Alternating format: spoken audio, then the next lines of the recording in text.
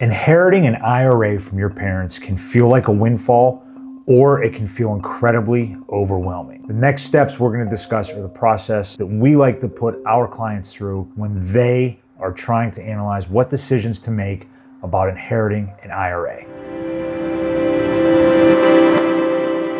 There are some decisions that need to be made on how you treat this going forward when it comes to your own financial plan, in addition to this new money that you're inheriting. With the tax changes from Secure Act 2.0, we now know that we cannot stretch this traditional IRA over our lifetimes, but have a 10-year window to remove these assets from the IRA. During that 10-year window, because you're inheriting a traditional IRA that is taxable, every distribution is going to be taxable and have an impact on your tax situation.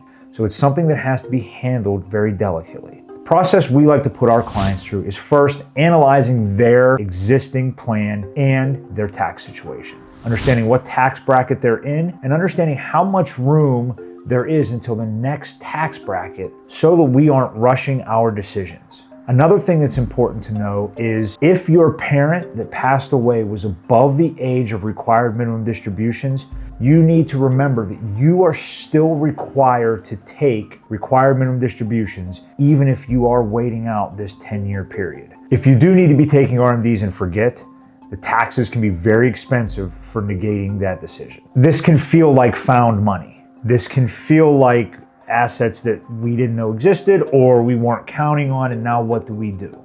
Taking all of this money out at once could very well give more than necessary to the IRS. Making some different decisions on your financial plan could be what makes the most sense. Analyzing things like how much you're contributing to your 401k. Are you putting any money into tax-deferred options for yourself? Are all things that should be considered that could potentially help lower the tax impact of this inheritance or of those distributions. Now that these assets are yours, investing them based on your own risk tolerance and your own objectives is very, very important. So what steps should you take? The first step would be to analyze your own financial plan and how this money is going to be impacting that. Also, take a look at your tax from last year. Look at your tax returns, maybe even coordinate with your accountant or tax professional to see if this year looks like last year, and if you were to take a distribution, what impact that's going to have on your tax scenario. Working with an advisor becomes exceptionally important because the IRS doesn't need to be any bigger of a beneficiary than they already are.